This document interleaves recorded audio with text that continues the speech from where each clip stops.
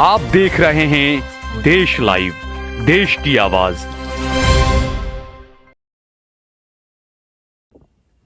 हाँ, क्या कह रहे चतुर्वेदी जी?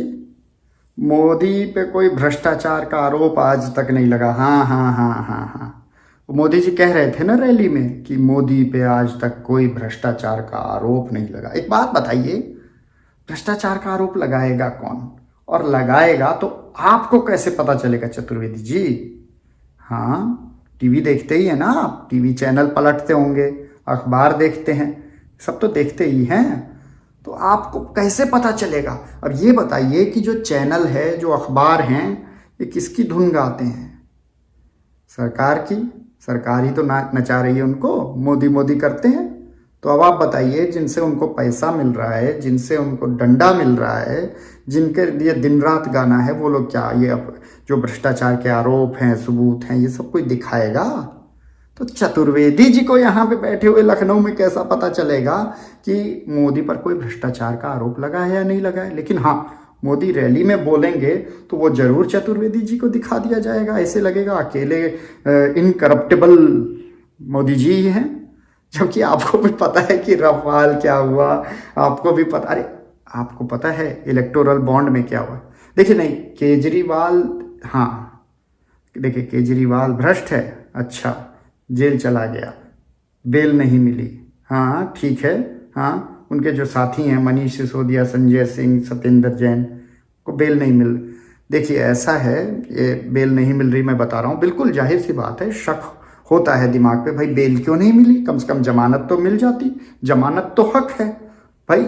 हिंदुस्तानी आदमी यही समझता है कि भाई अगर देखो किसी को उठा लिया, आरोप लगा दिया, आरोप लगाने के बाद जब तक सिद्ध नहीं हो रहा है तब तक उसको बेल दी जाती है। भाई अगर किसी पे कुछ भी आरोप लगे तो ऐसा थोड़ी है कि उसको फांसी पे चढ़ा दोगे, आरोप तो सिद्ध करना होता है ना। आरोप सिद्ध करने के लिए सबूत लगते हैं, तमाम चीज़ें लगती हैं, उसके बाद न्यायालय डिसाइड करता है कि अगला आरोप सही है या नहीं है, उसे सज़ा दी जानी है या नहीं है। अब जो मुकदमा चल रहा है उतने समय जेल में सड़ाना, वो तो ठीक नहीं है ना। वो तो बिल्कुल दुनिया में कहीं भी ठीक नहीं माना जाता है। हमेशा माना जाता है कि जो आरोपी हमेशा निर्दोष माना जाता है जब तक कि उसका, हाँ जब तक उसका अपराध सिद्ध न हो जाए। तो अब बताइए मुझे, अपराध सिद्ध हो गया मनीष सिसोदिया का, संजय सिंह का, अरविंद केजरीवाल का? हो गया सिद्ध? नहीं हुआ ना। तो सबूत हो गए, सबूत भी नहीं हुए तो काहे बेल नहीं मिल रही? मैं बताता हूँ आपको। नरेंद्र मोदी ने 2018 में पीएमएलए नाम का एक कानून बनाया, prevention of money laundering act. और इसमें क्या किया उसने इसको ऐसा बनाया कि मान लीजिए हमने कह दिया कि चतुर्वेदी जी को हमने रिश्वत दी, पुलिस आएगी, ईडी आएगी, चतुर्वेदी जी को घर से उठा के ले जाएगी और सड़ाएगी जेल में, तब तक जब तक सरकार की मर्जी है, तब तक जब तक चतुर्वेदी जी अपने आप को निर्दोष न साबित कर पाए। निर्दोष कैसे साबित करेंगे? अरे हम कह रहे हैं, अब अदालत कहेगी अरे शर्मा के बोलने से नहीं होगा, कागज दिखाओ, ट्रांजैक्शन दिखाओ, रोकड़ा दिखाओ, कहाँ आया, कैसे गया, पैसा देखेगी ना।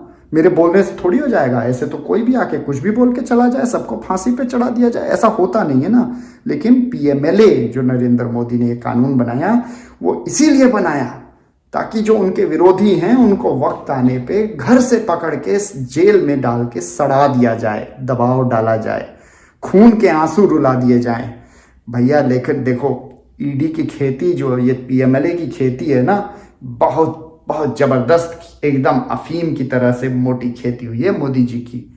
कैसे?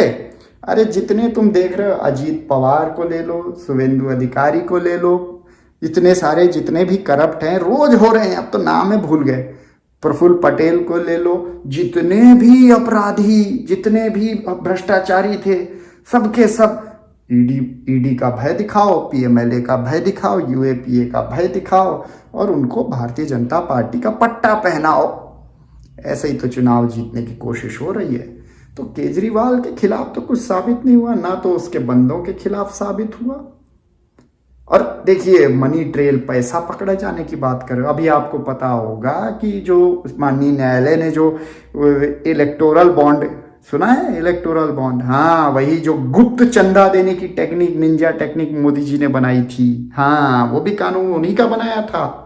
और सुप्रीम कोर्ट ने उसको असंवैधानिक कृत्य करार दिया, असंवैधानिक तरीका कि वोटर से छुप कर जो चंदा दिया जा रहा है, अपारदर्शी तरीके से दिया जा रहा है, रिश्वत दी जा रही बड़ी बड़ी कंपनियों द्वारा कि भैया पहले काम करवा लो, ठीक है, और फिर पैसा ले लो, ठीक है, ठेका देंगे, पैसा देंगे, ये सारा खेल चल रहा है। तो इसमें क्या हो रहा है कि खूब दबा के रिश्वत चल रही है, और इलेक्टोरल बॉन्ड के नाम पर सुप्रीम कोर्ट ने डंडा दे दिया और माननीय मोदी जी फुदकते रह गए।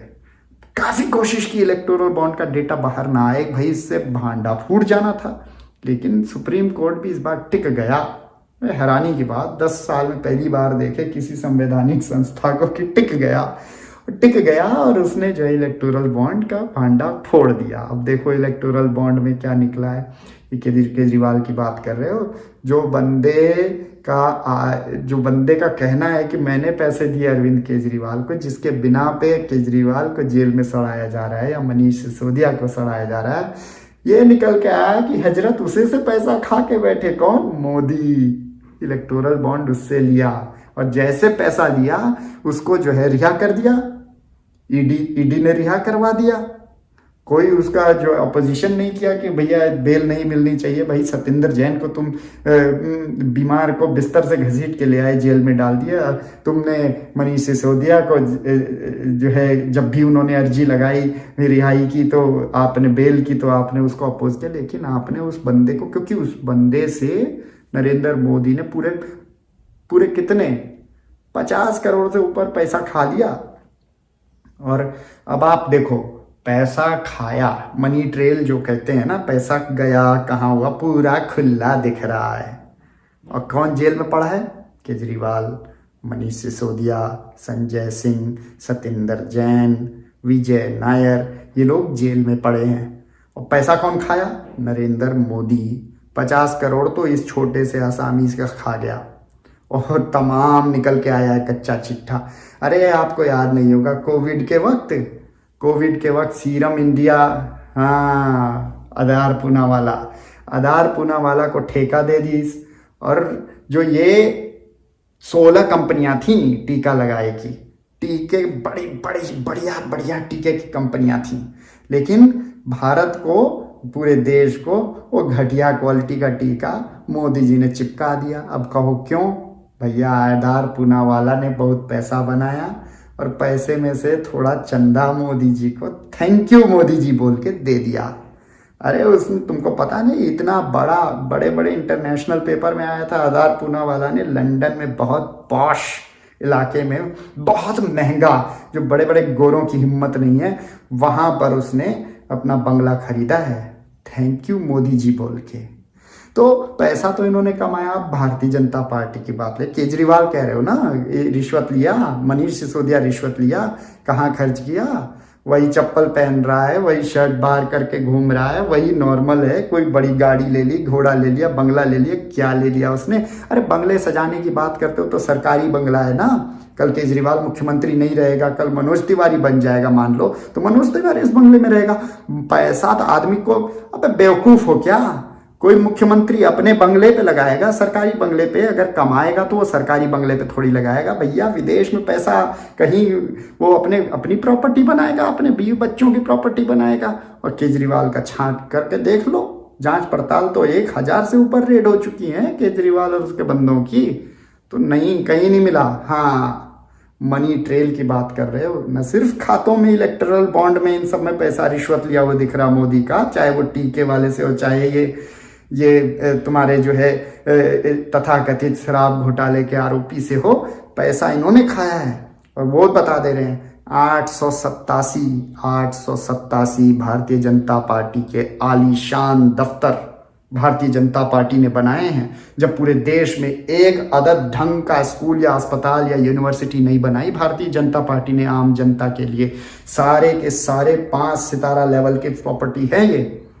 क्या, कहाँ से आया ये मनी ट्रेल? क्या है भैया? ये ना बोले नरेंद्र मोदी की भ्रष्टाचार को आरोप नहीं लगा, क्योंकि आरोप कोई लगाए न लगाए, दुनिया देख रही है, इलेक्टोरल बॉन्ड में सामने आ गया है। ठीक है ना चतुर्वेदी जी, भक्ति थोड़ी कम करो, और करो तो थोड़ा दिमाग लगा के, आंख खोल करके दिमाग की बत्ती जला के करो।